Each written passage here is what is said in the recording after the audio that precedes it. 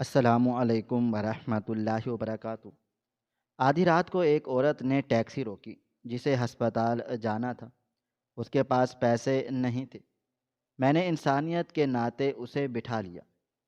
راستے میں اس کی حالت بگڑ گئی اور اس نے میری گاڑی میں ہی بچے کو جنم دے دیا۔ میں گھبرا گیا۔ ہسپتال پہنچ کر جب ڈاکٹر نے بچے کو دیکھا تو وہ حیران رہ گیا اور فوراً پولیس والوں کو فون کر دیا۔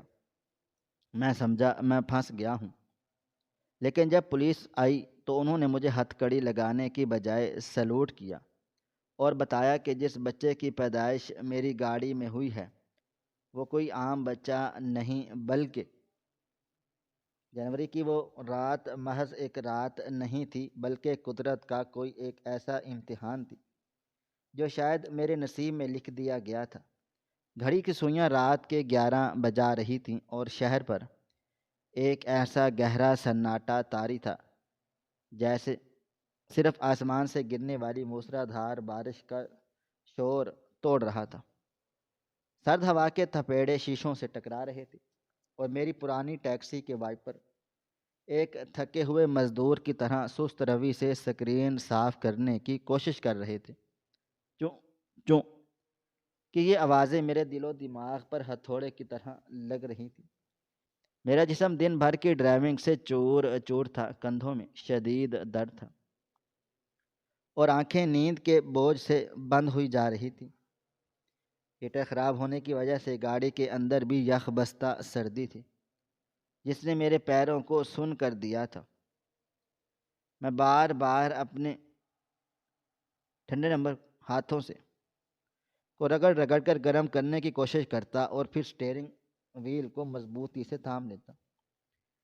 میری جیب میں دن بھر کی کمائی کے نام پر صرف چند 100 روپے تھے جو شاید گھر کے راشن کے لیے بھی ناکافی تھے۔ میں دل میں خود سے باتیں کر رہا تھا کہ آج کی رات تو ضائع ہو گئی، اب گھر جا کر سو جانا چاہیے۔ اس طوفان میں کون گھر سے نکلے گا؟ سڑکیں بالکل ویران تھیں۔ اسٹریٹ لائٹس کی زرد روشنی بارش کے پانی میں گھل کر سڑک پر بہہ رہی تھی اور ہر طرف ایک پر اسرار سا دھندلک چھایا ہوا تھا۔ مجھے اپنے گھر کی صفائی، گرم رضائی یاد آ رہی تھی، مگر پیٹ کی بھوک اور ذمہ داریوں کا بوجھ مجھے گھر سے باہر جانے سے روک رہا تھا۔ میری نگاہیں بے خیالی میں سڑک کے دائیں بائیں بھٹک رہی تھیں کہ شاید کوئی آخری سواری مل جائے، مگر اس ویرانی میں سواری ملنا تو دور کی بات، کسی آوارہ کتے کا بھی گزر نہیں ہوا ہوگا۔ میرا دل عجیب وسوسوں کا شکار تھا۔ کبھی لگتا تھا کہ گاڑی کا ٹائر پنکچر نہ ہو جائے، کبھی ڈر لگتا تھا کہ اس سنسان جگہ پر کوئی ڈکیتی نہ ہو جائے، کیونکہ شہر کے حالات ایسے تھے کہ شریف آدمی رات کو گھر سے نکلتے ہوئے بھی 100 بار سوچتا تھا۔ ٹیکسی کے انجن کی گھرگھراہٹ اور باہر طوفان کا شور مل کر ایک عجیب وحشت ناک موسیقی ترتیب دے رہے تھے۔ میں نے گہرا سانس لیا ایک اور فیصلہ کیا کہ اب بس اگلے چوک سے یو ٹرن لے کر گھر چلا جاؤں گا، کیونکہ اب ہمت جواب دے چکی تھی۔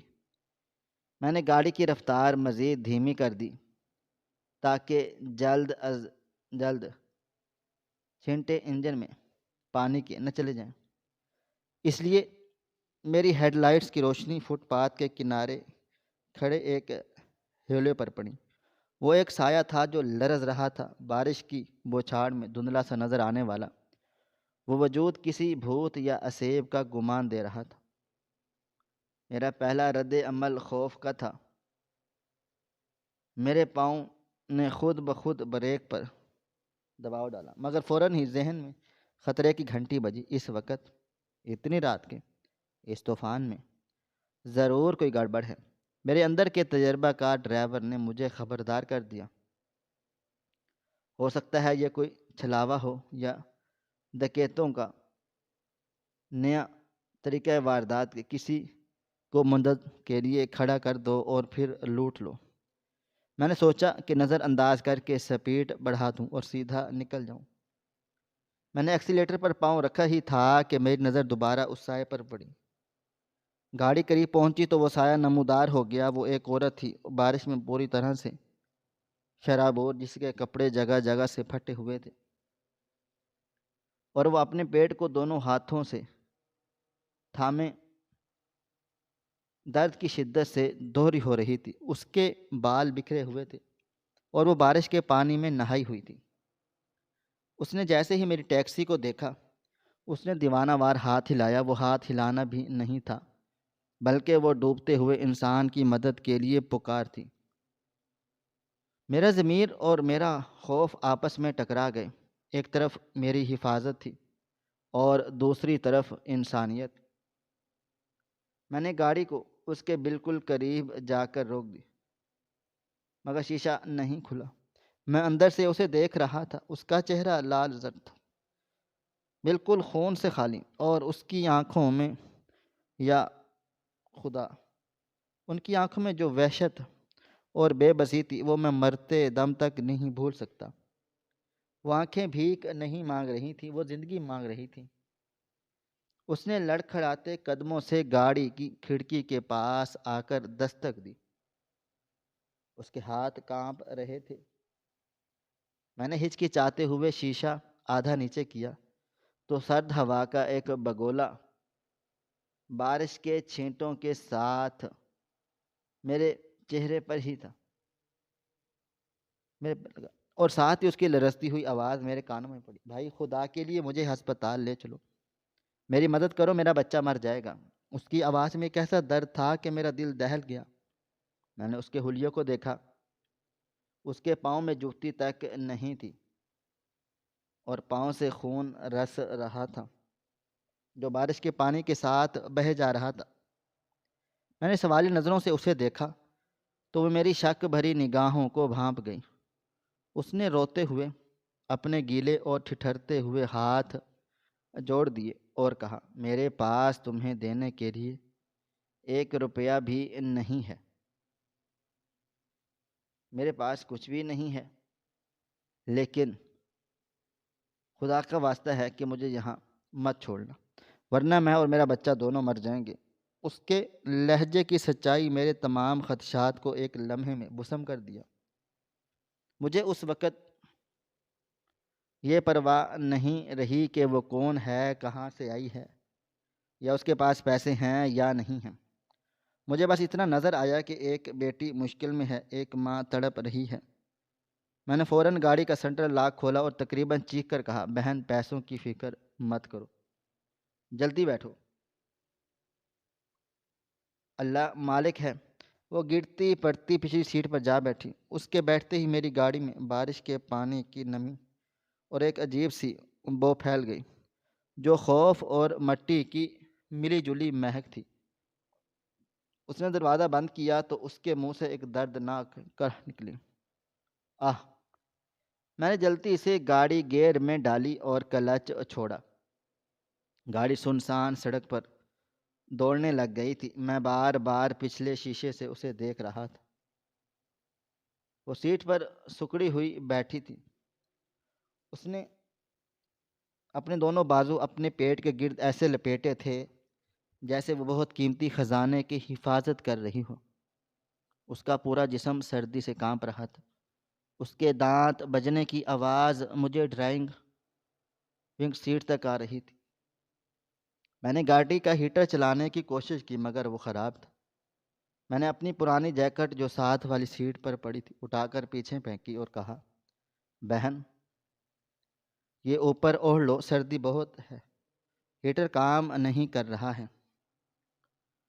اس نے کانپتے ہوئے ہاتھوں سے جیکٹ اٹھائی اور خود پر لپیٹ لی۔ اس کی آنکھیں بار بار گاڑی کی پچھلی کھڑکی کی طرف اٹھتی تھیں اور وہ پیچھے مڑ کر دیکھے جیسے کوئی اس کا پیچھا کر رہا ہو۔ اس کی یہ حرکت مجھے دوبارہ مشکوک لگی، یہ بار بار مجھے پیچھے سے کیوں دیکھ رہی ہے؟ میں نے سوچا، کیا یہ گھر سے بھاگی ہوئی ہے؟ کیا اس نے کوئی جرم کیا ہے؟ کیا کوئی دشمن اس کے پیچھے لگا ہوا ہے؟ میرے اندر کا خوف دوبارہ سر اٹھانے لگا تھا۔ میں نے ہمت کر کے پوچھا، بہن خیریت تو ہے؟ اس طوفان میں اکیلی اور تمہاری حالت کو کیا ہوا ہے؟ میری بات سن کر وہ چونکی اور اس کی آنکھوں میں خوف کا سایہ مزید گہرا ہو گیا۔ اس نے میری آنکھوں میں شیشے کے ذریعے دیکھا اور کانپتی ہوئی آواز میں بولی، بھائی کچھ مت پوچھو، بس گاڑی بھگاؤ، جتنی تیز چلا سکتے ہو چلاؤ، اگر وہ لوگ آ گئے تو سب کچھ تباہ و برباد ہو جائے گا۔ وہ لوگ؟ میرے ذہن میں سوال ابھرا، کون لوگ؟ کیا پولیس یا کوئی گنڈے؟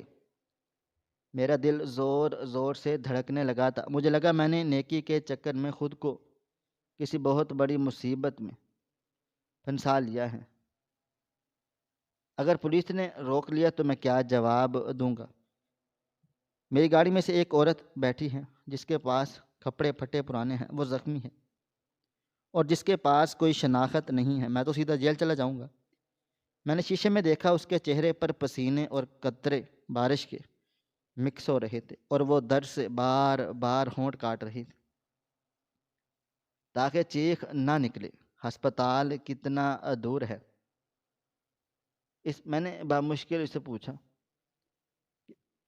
بس 15-20 منٹ کا راستہ ہے بہن، بارش کی وجہ سے سڑکیں خراب ہیں، میں نے اسے تسلی دی، حالانکہ مجھے خود یہ یقین نہیں تھا کہ ہم خیریت سے پہنچ جائیں گے یا نہیں۔ گاڑی کے وائپرز اب چوں چوں کر رہے تھے، مگر یہ آواز مجھے کسی خطرے کی گھنٹی لگ رہی تھی۔ ماحول میں تناؤ اتنا بڑھ گیا تھا کہ گاڑی کے اندر کی خاموشی باہر کے طوفان سے زیادہ خوفناک محسوس ہو رہی تھی۔ میں نے محسوس کیا کہ وہ زیر لب کچھ پڑھ رہی ہیں، یہ شاید دعائیں مانگ رہی ہوں۔ کبھی کبھی اپنے اپنے پیٹوں پر ہاتھ پھیرتی اور سرگوشی کرتی، ہمت مت ہارنا میرے بچے، بس تھوڑی سی دیر اور۔ یہ منظر اتنا جذباتی تھا کہ میرا شک پگھلنے لگا، مگر پھر اس کا مڑ کر پیچھے دیکھنا مجھے دوبارہ خوف میں مبتلا کر گیا تھا۔ راستہ کٹ ہی نہیں رہا تھا اور ہر موڑ پر مجھے لگتا تھا کہ ابھی کوئی پولیس کی گاڑی یا کوئی کالی ویگو میرا راستہ روک لے گی۔ بارش کی شدت میں کمی نہیں آئی تھی، بلکہ بادل مزید گرج رہے تھے، جیسے آسمان بھی اس رات کو بڑے واقعے کا گواہ بننے کی تیاری کر رہا تھا۔ اچانک گاڑی ایک گہرے کھڈے میں جا لگی اور زور سے اچھلی۔ پچھلی سیٹ سے ایک دل خراش چیخ نکلی، آہ! گاڑی آہستہ کرو، نہیں نہیں نہیں، تیز چلاؤ، یا اللہ مدد! وہ درد اور خوف کی ایک عجیب کیفیت میں تھی۔ میں نے گھبرا کر پوچھا، بہن زیادہ تکلیف ہو رہی ہے؟ اس نے کوئی جواب نہیں دیا۔ اس کا سانس پھول رہا تھا اور وہ ہانپ رہی تھی۔ میں سمجھ گیا کہ معاملہ صرف پیٹ کے درد کا نہیں ہے، بلکہ شاید ڈلیوری کا وقت قریب آ گیا ہے۔ میرے ماتھے پر پسینہ آ گیا تھا، حالانکہ سردی شدید تھی۔ میں ایک مرد تھا، میں نے آج تک ایسی صورتحال کا سامنا نہیں کیا تھا۔ یا اللہ میری گاڑی میں نہیں، بس ہسپتال پہنچ جائیں۔ میں نے دل میں دعا مانگی۔ مجھے اس انجانی عورت پر ترس آ رہا تھا اور بے بسی پر غصہ بھی۔ میں سوچ رہا تھا کہ اس کے گھر والے کہاں ہیں، اس کا شوہر کہاں ہے، کون ظالم ہے جس نے اس حالت میں اسے گھر سے نکال دیا یا اسے سڑکوں پر مرنے کے لیے چھوڑ دیا۔ اسی ادھیڑ پن میں نے شیشے پر ایک بار پھر دیکھا تو میری نظر اس کے گلے پر پڑی۔ اس کی پھٹی ہوئی قمیض کے کالر کے پاس کچھ چمک رہا تھا، شاید کوئی دھاتی چیز، کوئی آلے لاکٹ جیسا، مگر چھپا تھا۔ مجھے اس وقت وہ چیز سب سے غیر اہم لگی جو میرے لاشعور نے اسے نوٹ کر لیا۔ وہ عورت اب کراہنے کی بجائے سسکیوں میں رو رہی تھی، بھائی اگر مجھے کچھ ہو گیا تو؟ وہ جملہ ادھورا چھوڑ گئی۔ کچھ نہیں ہوگا بہن، ہم بس پہنچنے والے ہیں، تم ہمت رکھو۔ میں نے اسے حوصلہ دیا، مگر میری اپنی آواز کانپ رہی تھی۔ گاڑی کی ہیڈ لائٹس اندھیرے کو چیر رہی تھی، مگر میرے دل و دماغ میں اندھیرا چھایا تھا۔ مجھے لگ رہا تھا یہ سفر شاید میری زندگی کا سب سے لمبی اور بھاری سفر ہے۔ مجھے کیا معلوم تھا کہ میری گاڑی کی زندگی میں سے صرف ایک مجبور عورت بیٹھی تھی بلکہ اس کی ایک پوری داستان اور ایک پورا رازو ایک ایسی امانت تھی جس کا بوجھ شاید میری پرانی ٹیکسی اٹھانے کے قابل بھی نہیں تھی۔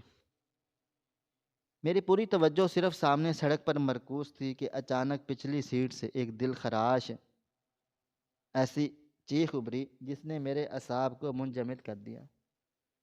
یہ چیخ کسی معمولی درد کی نہیں تھی، بلکہ روح کے جسم سے کھینچے جانے کی اذیت تھی۔ گاڑی روکو، خدا کے لیے گاڑی روکو۔ اس کی آواز میں ایک ایسا حکم اور بے بسی تھی کہ میرے پاؤں نے میرے دل و دماغ سے پہلے فیصلہ کرتے ہوئے بریک پیڈل کو دبا دیا۔ ٹائروں نے گیلی سڑک پر پھسلتے ہوئے ایک زوردار جھٹکا کھایا اور گاڑی سڑک کے کچے کنارے پر کیچڑ میں دھنس گئی کر رک گئی۔ باہر طوفان اپنی پوری قوت پر تھا اور اندر بجلیاں کڑک رہی تھی اور ہوائیں جیسے گاڑی کو اڑا کر لے جانا چاہتی تھی، مگر گاڑی کے اندر کا موسم باہر کے طوفان سے کہیں زیادہ خوفناک ہو چکا تھا۔ میں نے گھبرا کر پیچھے مڑ کر دیکھا تو میرے ہوش اڑ گئے۔ وہ عورت سیٹ سے نیچے لڑک کے، اس کا چہرہ پسینے اور آنسوؤں سے بھیگا ہوا تھا۔ اس کی رنگت بالکل نیلی پڑ چکی تھی۔ اس نے دونوں ہاتھوں سے میری جیکٹ کو بھینچ رکھا تھا اور اس کی سانسیں اکھڑ رہی تھی جیسے کوئی مچھلی خشکی پر تڑپتی ہے۔ بہن، ہسپتال بس تھوڑی سی دور ہے، ہمت کرو، میں ابھی پہنچا دوں گا۔ میں نے لرزتی ہوئی آواز میں اسے تسلی دینے کی کوشش کی تھی، اور حالانکہ میں خود اعتمادی سے اندر سے ٹوٹ چکا تھا۔ اس نے بڑی مشکل سے آنکھیں کھولیں جو الٹ رہی تھی۔ اس نے میرا ہاتھ پکڑنے کی کوشش کی۔ اس کے ہاتھ میں برف کی طرح ٹھنڈے یخ تھے۔ نہیں بھائی، وقت ہو گیا ہے، اب کہیں جانے کی ضرورت نہیں ہے، مہلت بھی نہیں۔ میرا بچہ آ رہا ہے۔ اس کے یہ الفاظ میرے سر پر کسی بم کی طرح گرے۔ میں ایک انجان مرد، سنسان سڑک، آدھی رات، اور ایک ایسی عورت جو زندگی اور موت کی جنگ لڑ رہی تھی۔ میرے ہاتھ پاؤں پھول گئے، میرا حلق خشک ہو گیا۔ میں نے سوچا کہ میں گاڑی چھوڑ کر بھاگ جاؤں گا، پولیس والوں کو بلاؤں یا مدد کے لیے چلاؤں، مگر اس ویرانے میں میری کوئی آواز سننے والا صرف اور صرف خدا تھا۔ اس عورت نے دوبارہ سے اپنی ایک دردناک چیخ ماری اور اپنا سر سیٹ کے کنارے پر دے مارا۔ اس کی حالت دیکھ کر میرا مردانہ خوف پگھل گیا اور اس کی جگہ ایک بھائی کی تڑپ نے لے لی۔ میں سمجھ گیا اگر میں نے کچھ بھی نہ کیا تو میری گاڑی میں 2 لاشیں ہوں گی اور میں ساری زندگی اپنے ضمیر کو منہ نہیں دکھا سکوں گا۔ ماحول میں موت کی بو رچ بس گئی تھی اور ہر گزرتا سیکنڈ میرے دھڑکنوں کو روک رہا تھا۔ میں نے ایک لمحہ ضائع کیے بغیر گاڑی کا دروازہ کھولا اور بارش کی پرواہ کیے بغیر مچھلی سیٹ کی طرف بھاگا۔ میں نے پچھلا دروازہ کھولا تو اندر کا منظر دیکھ کر میرا کلیجہ منہ کو آ گیا، مگر درد کی لہریں اسے جھٹکے دے رہی تھیں۔ میں نے جلدی سے اپنی جیکٹ کو پھیلا کر اسے ڈھانپنے کی کوشش کی۔ میرے ہاتھ کانپ رہے تھے اور میری آنکھوں میں دھندلاہٹ تھی۔ یا اللہ، میری مدد کر۔ اس عورت نے ایک آخری چیخ ماری اور جو طوفان کے شور کے سے بھاری پڑ گئی، اور اس کے بعد فوراً کے بعد ایک باریک معصوم اور زندگی سے بھرپور آواز گونجی۔ بچے کے رونے کی آواز نے اس خوفناک رات کے سینے میں امید کا چراغ روشن کر دیا۔ میرے آنسو بے اختیار بہہ نکلے۔ میں نے کانپتے ہوئے ہاتھوں سے اس ننھے وجود کو دیکھا جو مٹی اور خون میں لتھڑا تھا مگر زندہ تھا۔ ایک نئی زندگی میری پرانی ٹوٹی ہوئی ٹیکسی میں جنم لے چکی تھی۔ میں نے جلدی سے اپنی قمیض کا حصہ پھاڑا اور بچے کو صاف کر کے اس کو جیکٹ میں لپیٹ لیا۔ اس کی ماں نے جو اوڑھ رکھی تھی، باہر بارش اب بھی برس رہی تھی، مگر مجھے لگا کہ کائنات میں سکون آ گیا ہو، کیونکہ زندگی جیت گئی تھی اور موت کو شکست ہو چکی تھی۔ بچے کی پیدائش کے فوراً بعد گاڑی میں ان کا ایک عجیب سا سکون اور سناٹا چھا گیا۔ صرف بچے کی دھیمی دھیمی سسکیاں اور چھت پر پڑنے والی بارش کی ٹپ ٹپ سنائی دے رہی تھی۔ میں نے آفس کو بچے کو محفوظ کر کے ماں کی طرف بھیجا۔ میں سمجھ رہا تھا کہ خطرہ ٹل گیا ہے، مگر جیسے ہی میں نے اس کے چہرے پر نظر ڈالی میرے پیروں تلے سے زمین نکل گئی۔ اس کا رنگ بالکل سفید ہو چکا تھا جیسے کاغذ کا ٹکڑا۔ اس کی آنکھیں بند ہو رہی تھی اور سانسیں مدھم پڑ رہی تھیں۔ بہن، بہن، میں نے گھبرا کر اسے پکارا۔ اس نے بڑی مشکل سے اپنی بھاری پلکیں اٹھائیں۔ اس کی آنکھوں کی چمک بجھ رہی تھی۔ وہ موت کے دہانے پر کھڑی تھی۔ اس نے لڑکھڑاتے ہوئے ہاتھ سے اشارہ کیا کہ میں قریب آ جاؤں۔ میں نے جھک کر اس کے بچے کو پاس گیا، چہرے کے پاس گیا جھک کر۔ اس نے اپنے گلے کی طرف ہاتھ بڑھایا جہاں وہ دھاتی چیز چھپی ہوئی تھی، جسے میں نے پہلے بھی دیکھا۔ اس نے کانپتے اور بے جان ہاتھوں سے وہ زنجیر کھینچی اور ایک لاکٹ باہر نکلا، اور اندھیرے میں بھی وہ لاکٹ عجیب سی چمک دے رہا تھا۔ یہ کوئی عام زیور نہیں تھا، بلکہ پیتل کا بنا ہوا ایک فوجی ڈاگ ٹیگ کے جیسا تھا۔ اس نے وہ اپنی لاکٹ اپنی گردن سے اتارا اور بڑی مشکلوں سے بچے کے سینے پر رکھ دیا۔ اس کے ہونٹ ہلے اور ایک سرگوشی ابھری جو بامشکل مجھے سنائی دی۔ یہ اس کی امانت ہے۔ یہ کوئی عام بچہ نہیں ہے، اسے بچا لینا۔ وہ لوگ۔ اس کا جملہ ادھورا رہ گیا۔ اس نے کوشش کی کہ کچھ کہے مگر الفاظ اس کے حلق میں ہی دم توڑ گئے۔ اس نے ایک آخری نظر اپنے بچے پر ڈالی۔ اس نظر میں ہزاروں دعائیں اور لاکھوں وسوسے تھے، اور پھر اس کی گردن ایک جانب کو ڈھلک گئی۔ اس کا ہاتھ میرے ہاتھ سے چھوٹ کر نیچے گر گیا۔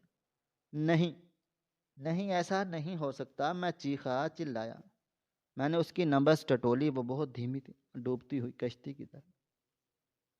وہ بھی ہوش ہو چکی تھی اب۔ وہ میری گاڑی میں ایک نوزائیدہ بچہ تھا جو رو رہا تھا۔ ایک ماں تھی جو شاید اپنی آخری سانسیں لے رہی تھی۔ وہ لاکٹ بچے کے سینے پر پڑا چمک دمک رہا تھا، جیسے کوئی بہت بڑا راز اپنے اندر سموئے ہو۔ مجھے اس وقت خیال کا اندازہ بھی ہو کہ میں صرف ایک سواری نہیں اٹھائی، بلکہ میں نے بہت بڑی سازش کی، کسی بڑے راز کا امین بن چکا تھا۔ میرے پاس اب سوچنے کا وقت نہیں تھا۔ ماں کی سانسیں ڈور کی طرح ٹوٹ رہی تھیں۔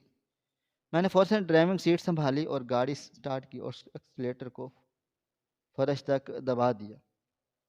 میری منزل ہسپتال میں نہیں تھی، بلکہ زندگی کی امید تھی۔ میں طوفان سے مقابلہ کرتے ہوئے گاڑی بھگا رہا تھا۔ میرے دل و دماغ میں اس کے آخری الفاظ گونج رہے تھے۔ یہ کوئی عام بچہ نہیں ہے۔ یہ کون تھی؟ یہ بچہ کس کا ہے؟ اور وہ لوگ کون ہیں جن سے وہ ڈر رہی تھی؟ بہت سارے سوالات بارش کے پانی کی طرح میرے ذہن پر برس رہے تھے، مگر جواب دینے والی پچھلی سیٹ پر خاموش پڑی تھی۔ میرے دل و دماغ میں اس وقت صرف ایک ہی دھن سوار تھی کہ بس کسی طرح میں ہسپتال پہنچ جاؤں۔ پچھلی سیٹ پر موت کا رقص جاری تھا، اور زندگی ایک ننھے سے وجود کی شکل میں اپنی بقا کی جنگ لڑ رہی تھی۔ مجھے نہیں پتا تھا کہ میں کس روڈ پر ہوں، بس ہسپتال کا بورڈ تلاش کر رہا تھا۔ آخرکار سامنے ہسپتال کی ایک بہت بڑی عمارت نظر آئی، جس کی ایمرجنسی لائٹس اندھیرے میں امید کی کرن لگ رہی تھی۔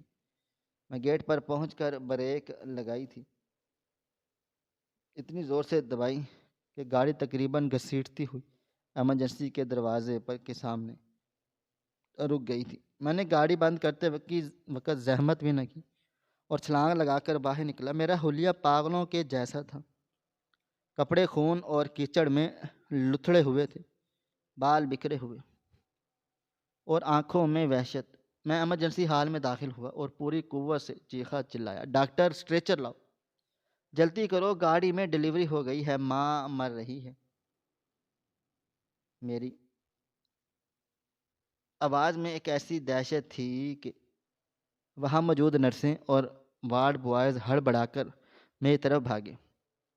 لمحوں کے اندر ایک اسٹریچر لایا گیا۔ میں نے اور عملے نے مل کر اس نیم مردہ عورت کو گاڑی کی پچھلی سیٹ سے نکالا، اور اس کا جسم بالکل ڈھیلا ہو چکا تھا اور وہ سفید چادر کی طرح بے جان لگ رہی تھی۔ وہ جیکٹ جس میں وہ بچہ لپٹا تھا میں نے احتیاط سے اپنے سینے سے لگا لیا۔ اس کا خون میرے سینے میں جذب ہو رہا تھا اور اس کی گرمائش مجھے محسوس ہو رہی تھی۔ ڈاکٹر نے عورت کو اسٹریچر پر ڈالا اور بھاگتے ہوئے آپریشن تھیٹر کی طرف لے کر چلے گئے۔ میں بھی بچوں کو لے کر ان کے پیچھے بھاگا۔ نرس نے مجھ سے بچہ لے لیا تھا اور عجیب نظروں سے دیکھا۔ آپ باپ ہیں؟ اس نے جلتی میں پوچھا۔ میرے حلق میں الفاظ پھنس گئے۔ نہیں نہیں، میں ٹیکسی ڈرائیور ہوں، ٹیکسی والا ہوں، بس مدد کی ہے۔ نرس نے اس بات میں سر ہلا دیا اور بچے کو لے کر نرسری کی طرف بھاگ گئی۔ میں وہیں کوریڈور کے درمیان تنہا کھڑا رہ گیا۔ میرے قدموں پر اس انجان عورت کا خون لگا ہونا تھا اور میرے سامنے آپریشن تھیٹر کا بند ہو چکا، جس کے اوپر سرخ بتی جل رہی تھی۔ یہ سرخ بتی مجھے خطرے کا سگنل دے رہی تھی۔ میرا سانس پھول رہا تھا اور ٹانگیں کانپ رہی تھیں۔ میں نے وہیں پڑی ہوئی ایک لوہے کی بینچ کا سہارا لیا اور گرنے والے انداز میں اس پر بیٹھ گیا۔ ہسپتال کی مخصوص بو فینائل اور دوائیوں کی مہک میرے نتنوں میں گھس رہی تھی اور مجھے متلی ہو رہی تھی۔ مجھے ایسا لگ رہا تھا کہ میں کسی بہت بڑے ڈراؤنے خواب کا حصہ بن چکا ہوں، جس سے بھاگنا میرے اختیار میں نہیں ہے۔ میں بینچ پر بیٹھا اپنے ہاتھوں کو گھور رہا تھا جس پر خشک ہوتا ہوا خون جم چکا تھا۔ ہسپتال کی گہما گہمی میرے ارد گرد جاری تھی، مگر لمحے بھر کے لیے وقت تھم سا گیا تھا۔ ہر گزرتا لمحہ میرے دل پر بوجھ بڑھا رہا تھا۔ میں سوچ رہا تھا کہ وہ عورت کون تھی، وہ کس سے بھاگ رہی تھی، اور وہ لاکٹ جو اب ڈاکٹر کے پاس تھا، اس کا کیا راز ہے۔ مجھے بار بار اس کے الفاظ یاد آ رہے تھے۔ وہ لوگ، مجھے ڈر لگ رہا تھا کہیں وہ لوگ میرا پیچھا کرتے ہوئے یہاں تک نہ پہنچ جائیں۔ ابھی میں انہی وسوسوں میں گمسم تھا کہ آپریشن تھیٹر کا دروازہ کھلا اور وہ سینئر ڈاکٹر باہر نکلا، جس نے بچے کو اپنی تحویل میں لیا ہوا تھا۔ اس نے کے منہ میں ماسک لگایا اور اس کے ماتھے پر پسینے کے قطرے تھے۔ میں امید بھری نظروں سے اٹھ کھڑا ہوا، شاید وہ کوئی اچھی خبر سنائے گا، مگر اس کے چہرے پر جو تاثرات تھے وہ دکھ کے نہیں بلکہ شدید حیرت اور خوف کے تھے۔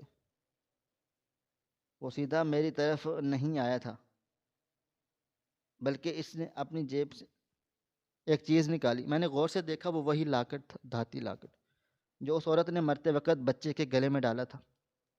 ڈاکٹر اس لاکٹ کو یوں دیکھ رہا تھا جیسے اس نے کوئی بمب دیکھ لیا ہو۔ اس نے فوراً اپنی جیب سے موبائل فون نکالا اور کسی کو کال ملائی۔ میں دیوار کی اوٹ سے اس کی آواز سننے کو کوشش کر رہی۔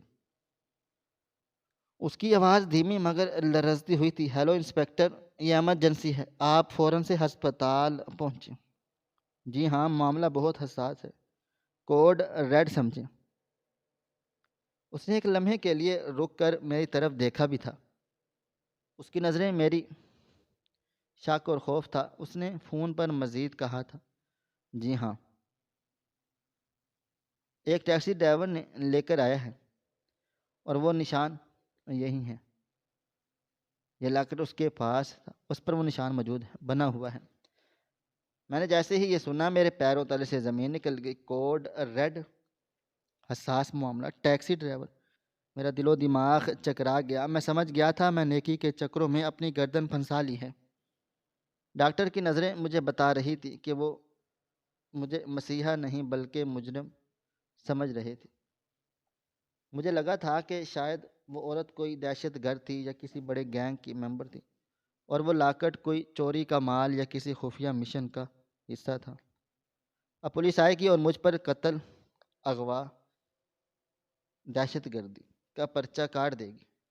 میں نے سوچا چپکے سے کھسک جاؤں، ابھی موقع ہے، میں بھاگ جاؤں، مگر میری ٹانگوں نے اپنے ساتھ دینے سے انکار کر دیا ہے، اور پھر اب اگر میں بھاگ جاتا تو یہ ثابت ہو جاتا کہ میں مجرم ہوں۔ میں وہیں بت بنا کھڑا رہا تھا۔ لوگوں نے نرس کو اشارہ کیا، ڈاکٹر نے، ہسپتال کے 2 سیکورٹی گارڈز میرے قریب آ کر کھڑے ہو گئے۔ اب میں باقاعدہ ان کو حراست میں تھا، بغیر ہتھ کڑی کے۔ خوف میرے رگوں پے میں سرایت کر گیا۔ میں نے اپنے بچے کا سوچا، بلکہ اپنی بوڑھی ماں کا سوچا۔ یا اللہ، یہ کس امتحان میں گزار رہے ہیں؟ اور میری آنکھوں کے سامنے اختیار آنسو بہہ نکلے۔ ہسپتال کی سفید دیواریں اب مجھے جیل کی سلاخیں لگ رہی تھی۔ محض 15 منٹ گزرے ہوں گے کہ میں ہسپتال کے باہر ہی ایسی آوازیں آنے لگ گئی تھیں جیسے کوئی جنگ چھڑ گئی ہو۔ ایک یا دو نہیں بلکہ درجنوں سائرن کی آوازیں فضا میں گونجنے لگیں۔ ایمرجنسی کے دروازے سے نیلی اور لال بتیاں اندر جھلکنے لگیں۔ میں نے کھڑکی سے باہر جھانکا، میرا خون خشک ہو گیا۔ باہر پولیس کی آئی وی دفتی تھی، خشک ہو گیا، اور کالی وردی والی ایلیٹ فورس کے کمانڈوز، رینجرز کی گاڑیاں اور سول کپڑوں میں ملبوس خفیہ ایجنسی کے لوگ تھے۔ انہوں نے ہسپتال کی پوری عمارت کو گھیرے میں لے لیا۔ عام لوگوں کو اندر آنے سے منع کر دیا گیا۔ ایسا لگ رہا تھا جیسے ہسپتال کے اندر کوئی بہت بڑا ہائی ویلیو ٹارگٹ موجود ہو۔ یا اللہ، اتنا بڑا لشکر صرف ایک ٹیکسی والے کے لیے! میں نے کانپتے ہوئے سوچا، میرا دل زور زور سے دھڑک رہا تھا۔ مجھے یقین ہی نہیں آ رہا تھا کہ وہ عورت کوئی بہت ہی خطرناک مجرم ہو سکتی، یا شاید میں نے انجانے میں ملک دشمن عناصر کی مدد کر دی ہے۔ اور دروازہ دھڑام سے کھلا اور کمانڈو کا ایک دستہ رائفلیں تانے اندر داخل ہوا۔ ان کے چہروں پر نقاب تھے اور وہ آنکھوں میں غضب مریض اور تیماردار کو ہو کر دیواروں سے لگے۔ ڈاکٹر اور نرسیں بھی سہم گئے۔ وہ سینئر ڈاکٹر جس نے فون کیا تھا آگے بڑھا۔ اس نے ایک بھاری بھرکم افسر کی طرف اشارہ کیا جو سب سے آگے تھا۔ افسر نے اس ڈاکٹر کے ہاتھ سے وہ لاکٹ لیا اور اسے ایک نظر دیکھا، اور پھر اسے میری طرف انگلیاں بڑھا دی ہیں۔ یہ وہ لمحہ قیامت بن کر ٹوٹا۔ میرے سارے وہ کمانڈوز، سارا اسلحہ، وہ خوفناک افسر، سب کا رخ میری طرف ہو گیا۔ مجھے لگا آپ مجھے گولی مار دیں گے۔ افسر نے اپنے ساتھیوں کو اشارہ کیا۔ وہ میرے گرد اندھیرا گھیرا تنگ کرتے ہوئے قریب آ گئے۔ میں نے ہاتھ پکڑ کر اوپر اٹھا لیے۔ میری زبان تالو سے چپک گئی تھی۔ سر، میں بے گناہ ہوں۔ سر، میرا یقین کرے، بس میں یہی کہہ سکا، مگر میری آواز میرے حلق میں ہی گھٹ کر رہ گئی۔ ہسپتال کا وہ کوریڈور جہاں کچھ دیر پہلے زندگی کی بھیک مانگی جا رہی تھی، اب ایک خوفناک عدالت کا منظر درج پیش کر رہا تھا، اور میں ملزم تھا، ایسا حقدار تھے۔ مجھے ایسا محسوس ہوا جیسے میں دنیا کا سب سے بڑا تنہا انسان ہوں، اس کی فریاد سننے والا کوئی بھی نہیں ہے۔ باہر بارش تھم چکی تھی، مگر میری زندگی میں طوفان آ چکا تھا۔ پولیس کے اس بھاری افسر نے، جس کی وردی پر ستارے چمک رہے تھے اور جس کا گریبان کسی پتھر کی مورت سخت تھا، مجھے گریبان سے پکڑ کر دیوار کے ساتھ لگا دی۔ اس کی گرفت اتنی کمزور تھی کہ میرا سانس رکنے لگا۔ اس نے اپنی خونخوار آنکھیں میری آنکھوں میں گاڑ دیں اور گرجدار آواز میں پوچھا، کون ہو تم؟ سچ سچ بتاؤ، ورنہ یہ وہ حشر کر دوں گا کہ اپنی پیدائش کو بھول جاؤ گے۔ تمہارا تعلق کس گروپ سے ہے؟ اس عورت کو کہاں سے اٹھایا تھا؟ اس کے لہجے میں اتنا روب و دبدبا تھا کہ میں کانپنے لگا۔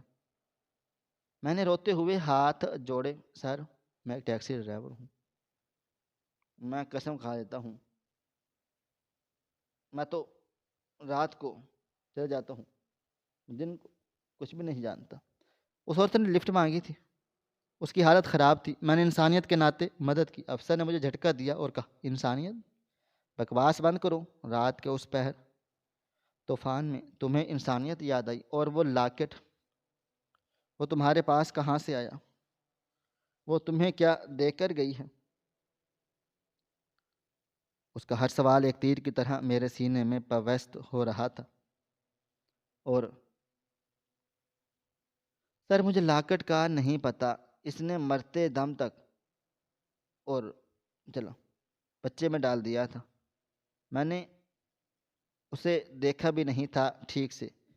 میں گڑ گڑایا۔ سر، وہ دوڑ رہی تھی، وہ کہہ رہی تھی کہ لوگ مجھے ماریں گے۔ مجھے نہیں پتا وہ لوگ کون تھے۔ میری بات سن کر افسر کی آنکھوں میں ایک عجیب سی چمک آ گئی۔ اس نے اپنی جیب سے وہ لاکٹ نکالا اور میری آنکھوں کے سامنے لہرا دیا۔ تمہیں اندازہ بھی ہے کہ یہ سب کیا ہے؟ یہ دھات کا ٹکڑا کس چیز کی علامت ہے، ملکیت ہے؟ میں نے نفی میں سر ہلا دیا۔ میں واقعی نہیں جانتا تھا کہ افسر نے میرے چہرے کو غور سے پڑھنے کی کوشش کی، جیسے وہ 5 سال رہا ہو۔ میں جھوٹ بول رہا، سچ یا بہ رہے تھے، اور میری شلوار قمیض خون اور کچڑ سے بھری ہوئی تھی۔ مجھے مزید مشکوک بنا رہی تھی۔ وہاں موجود ہر شخص، نرسیں، ڈاکٹرز، گارڈ، سب مجھے نفرت اور حقارت سے دیکھ رہے تھے، جیسے میں کوئی ملک دشمن ہوں۔ میں اپنے اللہ کو پکار رہا تھا، یا اللہ، تو جانتا ہے کہ میری نیت صاف تھی۔ میں نے ایک ماں کو بچانے کی کوشش کی تھی۔ یہ صلہ مجھے ملا۔ اور افسر نے اپنے وائرلیس سیٹ پر کسی کو فون کیا، پیغام دیا کہ نیکسٹ نہیں ہے، متشبہ شخص حراست میں ہے، تفتیش جاری ہے۔ بچے کی پیدائش حفاظت بڑھا دی گئی۔ بچے کا ذکر سن کر میرے کان کھڑے ہوئے۔ بچہ؟ سر، وہ بچہ ٹھیک ہے؟ میں نے بے اختیار پوچھا۔ افسر نے مجھے گھور کر دیکھا اور طنزیہ ہنسا۔ تم اپنی فکر کرو، بچے کا ولی وارث اب ریاست ہے۔ تمہارا وارث کون ہے، یہ سوچو۔ یہ جملہ میری امیدوں کے تابوت میں ایک آخری کیل ثابت ہوا۔ مجھے لگا تھا کہ اب میں کبھی بھی جلدی واپس گھر نہیں جا سکوں گا، اور کبھی اپنی ٹیکسی نہیں چلا سکوں گا۔ میں نے مایوسی سے سر جھٹک لیا اور اپنی قسمت کے فیصلے کا انتظار کرنے لگا، جو ان طاقتور لوگوں کے ہاتھوں میں تھا۔ ماحول میں ایک دم گھونٹ دینے والا سکوت تھا۔ سب کی نظریں افسر کے اگلے حکم کی منتظر تھیں۔ کیا مجھے جیل بھیجا جائے گا؟ کیا یہیں گولی مار دی جائے گی؟ سسپینس اپنی انتہا پر تھا، اور میں دھڑکتے دل کے ساتھ اپنی بربادی کا تماشا دیکھ رہا تھا۔ کھانے کا وہ کمرہ میرے لیے کسی قبر سے کم نہیں تھا، جہاں میری عزت نفس اور امید دونوں تم توڑ رہی تھیں۔ اس نے سخت گیر آفیسر کا رویہ ہر گزرتے لمحے کے ساتھ جارحانہ ہوتا جا رہا تھا، اور میں دیوار کے ساتھ لگا اپنی بے گناہی کی دہائیاں دے رہا تھا، مگر میری آواز نکار خانے میں طوطے کی طرح آواز گونج رہی تھی۔ اچانک ہسپتال کے کوریڈور میں بھاری بوٹوں کی ایک اور منظم آواز گونجی، جس میں سے ایک بہت ہی عجیب سا روپ تھا۔ وہاں تمام موجود کمانڈوز اور پولیس والے، جو ابھی تک شیر بنے کھڑے تھے، یکدم ہوشیار ہو کر سائڈ پر ہو گئے اور ایک قطار میں کھڑے ہو گئے۔ دروازے پر ایک نہایت سینئر افسر، جس کے کندھوں پر لگی ہوئی بیجز اور کیسے ہو سکتے تھے، اعلیٰ ترین رتبے کی گواہی دے رہے تھے، اندر داخل ہوا تو اس کی شخصیت میں ایک ایسا وقار اور جلال تھا کہ کمرے میں ہر موجود شخص سانس لینا بھول گیا۔ اس کے آتے ہی تفتیشی افسر، جو مجھے ڈرا دھمکا رہا تھا، فوراً سیدھا سے کھڑا ہو گیا اور سیلوٹ مارا۔ سینئر افسر صاحب، اس نے دیکھے بغیر ہاتھ سیدھا کیا، ڈاکٹر کی بات کی طرف ہاتھ بڑھا دیا۔ ڈاکٹر نے لرزتے ہوئے ہاتھوں سے وہ خون آلود کٹ اس افسر کی ہتھیلی پر رکھ دیا۔ افسر نے جیب سے ہاتھ نکال اس لاکٹ کو صاف کر دیا اور اپنی اینک درست کرتے ہوئے اسے روشنی میں دیکھا۔ کمرے میں اتنا سناٹا تھا کہ کوئی بھی سوئی 2 بجے گرنے کے بعد وہ سنائی دیتی، مگر میں دل ہی دل میں کلمہ پڑھ رہا تھا۔ اب میرے ڈیتھ وارنٹ پر دستخط ہونے والے تھے۔ افسر کی نظریں لائٹ کٹ پر جمی ہوئی تھیں۔ اچانک اس کے چہرے کا رنگ بدل گیا۔ اس کا سخت اور پروقار آنکھوں میں ایک عجیب سی نمی اور سکوت آ گیا ہے، اور حیرت نے تیرنے لگی۔ اس نے بے بسی سے سر اٹھایا اور دھیمی آواز میں بولا، یہ لاکٹ کس کے پاس تھا؟ ڈاکٹر نے رستی ہوئی انگلی سے میری طرف اشارہ کیا۔ میں نے خوف سے آنکھیں بند کر لیں اور اپنے ہاتھوں کو آگے کر دیا۔ لو بھائی، لگا لو ہتھ کڑی اور لے جاؤ مجھے پھانسی گھاٹ۔ مگر اگلے ہی لمحے کچھ ایسا ہوا کہ جس نے میرے سمیت وہاں موجود ہر شخص کو پتھر کا بنا دیا۔ وہ سینئر امید تھے میرے قریب چلا آیا۔ ہاتھ نہیں جھٹکا، مجھے گریبان سے نہیں پکڑا، بلکہ اس نے میرے دونوں بازو زور سے جوڑے، جس طرح ٹھک کی آواز گونجی، اور پھر اس نے اپنا دایاں ہاتھ فضا میں لہراتے ہوئے پریشانی پر رکھا اور مجھے ایک معمولی ٹیکسی ڈرائیور کو ہیلمٹ کی اشد ضرورت ہوتی ہے سلوٹ کیا۔ میں ہکا بکا رہ گیا، میری آنکھیں پھٹی کی پھٹی رہ گئیں۔ وہ تفتیشی افسر اور وہ کمانڈوز بھی حیرت سے منہ دیکھے کھولے دیکھ رہے تھے، اور ان کا لباس ایک ملزم کو سلوٹ کر رہا ہے۔ سینئر افسر نے اپنے ہاتھ نیچے کیے اور آگے بڑھ کر مجھے گلے سے لگا لیا۔ ان کی آنکھوں میں آنسو تھے اور لہجے میں عقیدت۔ جوان، تم تم نے جو وعدہ کیا ہے وہ آج پورا ہو گیا۔ پوری قوم نہیں اتار سکتی، تمہیں نہیں معلوم یہ تم نے آج کسے بچایا ہے۔ میں جو ابھی تک خوف کے بھوت میں قید تھا، اس کی اچانک تبدیلی کو سمجھنے سے قاصر تھا۔ میرا جسم اب بھی کانپ رہا تھا، مگر اب یہ کبکباہٹ اور اسے پتہ بھی ہے غیر متوقع عزت تھی۔ سینئر افسر نے میری پیٹھ تھپ تھپائی اور میری طرف دیکھ کر کہا، گھبراؤ نہیں بیٹے، تم ملزم نہیں ہو، تم تو ہمارے محسن ہو۔ اس نے وہ لاکٹ سب کو دکھایا اور پھر اس کی آواز بھرا گئی۔ یہ لاکٹ اس ملک کے سب سے بہادر اور نڈر سپوت میجر اذلان کا ہے، اور وہ لیجنڈ کمانڈوز جو 2 سال پہلے دن کے علاقے میں ایک انتہائی خفیہ مشن ہے، جس کے دوران جام شہادت نوش کر گئی۔ یہ اذلان کا نام سنتے ہی وہاں موجود ہر فوجی اور پولیس والے کے چہرے پر عقیدت کے رنگ بکھر گئے۔ وہ تفتیشی افسر جو مجھے ڈرا دھمکا رہا تھا، شرمندگی سے سر جھکا گیا۔ سینئر افسر نے بات جاری رکھی، مینیجر کی موت کے بعد دشمن کی ایجنسیاں ان کے خاندان کے ہاتھوں پیچھے دھو کر پڑ گئیں، اور وہ چاہتے تھے کہ اس بہادر کی نسل کو ختم کر دیں تاکہ کل کلاں کو کوئی اور اذلان پیدا نہ ہو سکے۔ یہ خاتون میجر کی بیوہ پچھلے 6 ماہ سے اپنی شناخت چھپا کر در بدر کی ٹھوکریں کھا رہی ہے، اور تاکہ اس امانت کی حفاظت بھی کر رہی تھی، اور آج دشمن بھی ان کے بہت قریب آ چکا ہے۔ اگر تم آج نہ رکتے تو آج تم نے اسے عام سوائی سمجھ کر چھوڑ دیا ہوتا، تو آج ہم اپنے ہیرو کی آخری نشانی اس کے بیٹے کو کھو دیتے۔ افسر نے ایک لمحے کے لیے توقف کیا اور پھر کہا، جس بچے کی پیدائش تمہاری گاڑی میں ہوئی ہے وہ کوئی عام بچہ نہیں ہے، وہ قوم کا بیٹا ہے، اور جس نے وہی شہید کرا، جس نے ہماری حفاظت کے لیے اپنی جان دے ڈالی۔ تم نے آج صرف ایک ماں اور بچے کو نہیں بچایا، تم نے اس ملک کی غیرت اور اس کے مستقبل کو بچا لیا ہے۔ یہ سنتے ہی میری آنکھوں سے آنسو جو تھم گئے تھے دوبارہ نکل گئے، لیکن اب دکھ کے نہیں، فخر کے تھے۔ میں نے اپنے ہاتھوں کی طرف دیکھا جن پر اس شہید کی بیوی کا خون لگا تھا، اور وہ خون اب مجھے گندگی نہیں بلکہ تمغہ لگ رہا تھا۔ مجھے اپنی ٹوٹی ہوئی پرانی ٹیکسی کی شاہی سواری سے کم نہیں لگ رہی تھی، جو ایک عظیم مقصد تھا جس کے لیے افسر نے مجھے بتا دیا کہ حکومت میری بہادری کا اعتراف کرے گی، اور اس بچے کی کفالت اب ریاست کی ذمہ داری ہے۔ میں ہسپتال سے باہر نکلا تو بارش تھم چکی تھی، اور آسمان صاف ستھرا ہو چکا تھا، ٹھنڈی ہوا میرے چہرے کو چھو رہی تھی۔